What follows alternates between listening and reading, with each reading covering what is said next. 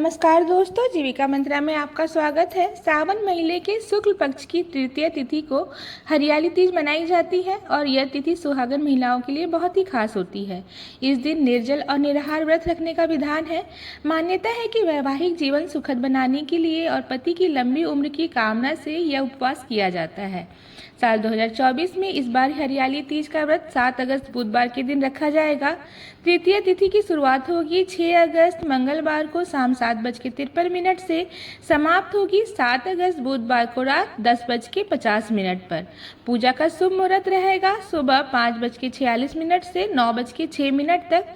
दोपहर का शुभ मुहूर्त रहेगा सुबह 10:46 से दोपहर 12:27 तक और शाम का शुभ मुहूर्त रहेगा 5:27 से 7:10 के बीच में पूजा की जा सकती है। इस दिन प्रदोष काल का समय पूजा करने के लिए बहुत ही शुभ फलदायी माना जाता है। प्रदोष काल का समय इस दिन शाम 6:01 से लेकर 7:46 तक रहेगा। हरियाली तीज व्रत खोलने यानी पारण का शुभ मुहूर्त रहेगा 8 अगस्त गुरुवार को सुबह 6:04 से लेकर 7:15 के बीच में। इस बार हरियाली तीज के दिन परीद योग, शिव योग और रवि योग का भी निर्माण हो रहा है। सौभाग्यवती भव का आशीर्वाद मिलता है। वहीं कुमारी कन्याएं भी योग्य वर की प्राप्ति के लिए इस व्रत को रखती हैं। हरियाली तीज के दिन महादेव और देवी पार्वती की पूजा का विधान है। मान्यता है कि आज के दिन जो भी महिला या कुमारी कन्या भगवान शिव और माता पार्वती की पूजा करती है उनके जीवन में हमेशा सुख समृद्धि बनी रहती है। इस व्रत में पूजा के साथ साथ कथा सुनने का भी विधान है। हरियाली तीज का व्रत कथा के बिना अधूरा होता है। तो चलिए अब आपको सुनाते हैं हरियाली तीज की कथा। साथ ही आप जानेंगे पूजा विधि के बारे में भी। आज की कथा का शुभारंभ करने से पहले आप सभी माताओं बहनों को हरियाली तीज की ढेर सारी शुभकामना। भगवान शिव और माता पार्वती की कृपा सदा आप सभी पर बनी रहे। पौराणिक कथा के अनुसार भगवान शिव ने एक बार माता पार्वती को उनके पूछने पर उनके पूर्व जन्म का स्मरण कराते हुए कहा, हे पार्वती, आपने मुझे पूर्व जन्म में पति के रूप में प्राप्त करने के लिए कठिन तपस्या की थी। हिमालय पर अन्न जल का त्याग कर अपने सभी ऋतुओं का कष्ट सहा। एक दिन देवर्षि नारद आपके घर पर पधारे और आपके पिता पर्वतराज को बताया कि श्री विष्णु जी आपकी कन्या पार्वती जी की कठोर तपस्या से अत्यंत प्रसन्न हुए हैं और वह उनसे विवाह करना चाहते हैं। मैं श्री विष्णु जी के भेजने पर ही आया हूँ। नारद जी की यह बात सुनकर आपके पिता के चेहरे पर मुस्कान आ गई और वे प्रसन्न हो गए। उन्होंने तुरंत ही यह प्रस्ताव स्वीकार कर लिया और उन्होंने तुरंत ही नारद जी से कहा कि वे अपनी पुत्री पार्वती का विवाह श्री विष्णु जी के साथ करने के लिए तैयार है।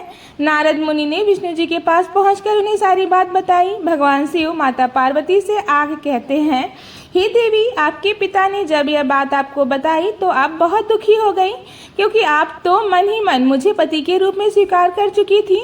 ऐसे में आपने यह बात अपनी सखी को बताई और आपकी सखी ने आपको जंगल में ले जाकर मेरा स्मरण करने का सुझाव दिया।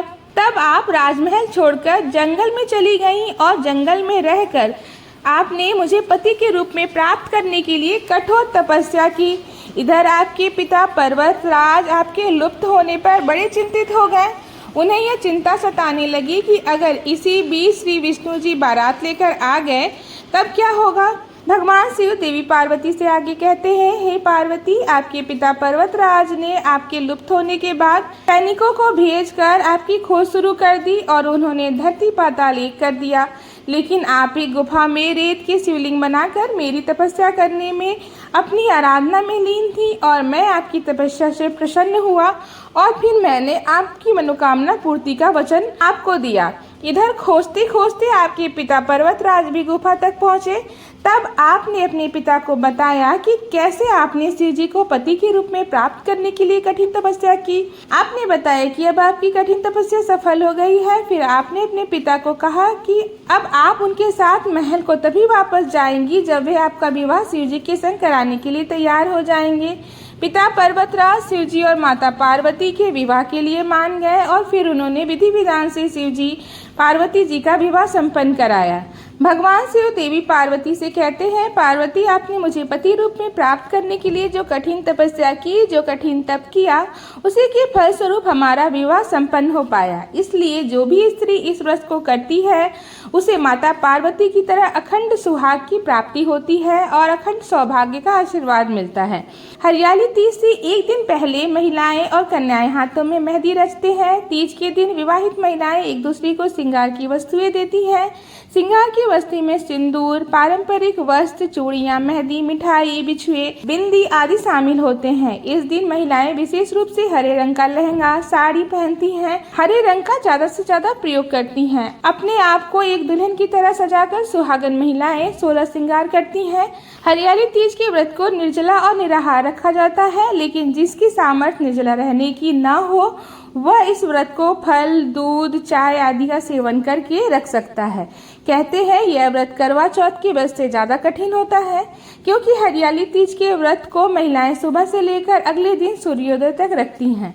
अगले दिन सूर्योदय होने के बाद ही व्रत का पारण किया जाता है। तीज के दिन घर पर महिलाएं मुख्य रूप से तरह तरह के व्यंजन बनाती हैं, जैसे घेवर, नारियल के लड्डू, साबूदाने की खीर, आलू का हलवा आदि शामिल होता है। महिलाएं अपने सुखी वैवाहिक जीवन के लिए भगवान शिव से प्रार्थना करती हैं और भगवान शिव के भजन मंत्रों का पाठ करती हैं। जो महिलाएं हरियाली तीज का व्रत रखना चाहती हैं वह इस दिन पूरे विधि विधान के साथ इस व्रत को रख सकती हैं। व्रत वाले दिन जो भी महिलाएं, जो भी कन्याएं इस व्रत को रखना चाहती हों, उन्हें सुबह जल्दी उठकर स्नान करना चाहिए। उसके बाद महिलाओं को विशेष रूप से श्रृंगार करना चाहिए। गहरे लाल या हरे रंग की साड़ी, सूट, लहंगा पहनकर घर या मंदिर में गंगा जल छिड़क कर शुद्ध कर ले। पूजा वाले स्थान पे विशेष रूप से साफ करके फूल, रंगोली और अन्य सामग्री से सजाएं। अब पूजा करने के लिए भगवान शिव और माता पार्वती की प्रतिमा को आप स्वयं भी मिट्टी से बनाकर रख सकते हैं। यदि आप ना बना पाए तो आपको मिट्टी की मूर्ति आसानी से बाजार में मिल जाएगी। अपनी सुविधा अनुसार आप मिट्टी की मूर्ति बना सकते हैं या बाजार से भी ला सकते हैं। यदि आपकी सुविधा न हो तो आपके पास तस्वीर हो, तस्वीर की पूजा भी कर सकते हैं। आप भगवान शिव और माता पार्वती की प्रतिमा को एक चौकी पर साफ वस्त्र बिछाकर, लाल, पीला वस्त्र या हरा वस्त्र बिछाकर उस पर विराजित करें, क्योंकि यह व्रत सुहागन के लिए रखा जाता है, पति की लंबी उम्र की कामना से रखा जाता है। तो इस दिन माता पार्वती जी को भी 16 श्रृंगार करना चाहिए। पूजा स्थल पर दिया जलाएं, घी का दीपक जलाएं, हरियाली तीज की कथा पढ़ें, सुने, मंत्रों का जाप करें, शिव चालीसा और पार्वती चालीसा का पाठ करके आरती करना चाहिए और सबसे अंत में दूध या दूध की बनी मिठाई का भोग लगा के आपको इस प्रसाद को परिवारजनों में बांटना चाहिए। सबसे अंत में हाथ जोड़कर पूजा में या व्रत में रखी गई गलतियों के लिए सच्चे मन से क्षमा याचना करनी चाहिए। आज के दिन भगवान शिव को भांग, धतूरा, बेलपत्र, समीप पत्र समर्पित करना चाहिए। माता पार्वती को आज के दिन सुहागिन महिलाओं को सिंदूर अवश्य लगाना चाहिए। अगले दिन व्रत का पालन करने से पहले माता पार्वती से सुहाग लिया जाता है और माता पार्वती के मांग में 7 बार सिंदूर लगाकर महिलाएं इस सिंदूर को अपने मांग में लगाती हैं। इस व्रत में भी सासू माँ को या अपनी जेठानी को सुहाग की सामग्री दी जाती है। आप अपने सामर्थ्य के अनुसार सुहाग की सामग्री के साथ वस्त्र या दक्षिणा, फल, मिठाई आदि भेंट स्वरूप उन्हें देकर आशीर्वाद लेकर व्रत का पालन कर सकती हैं। क्योंकि इस व्रत को पति की लंबी आयु की कामना से की जाती है, अतः इस दिन घर में सुख समृद्धि रहे ऐसा ध्यान रखा जाता है। घर में कलेश ना होना चाहिए, पति के साथ किसी प्रकार का मनमुटाव नहीं होना चाहिए। यह थी आज की कथा और पूजा विधि। मुझे उम्मीद है हमारे द्वारा दी गई जानकारी आपको पसंद आई होगी। धन्यवाद।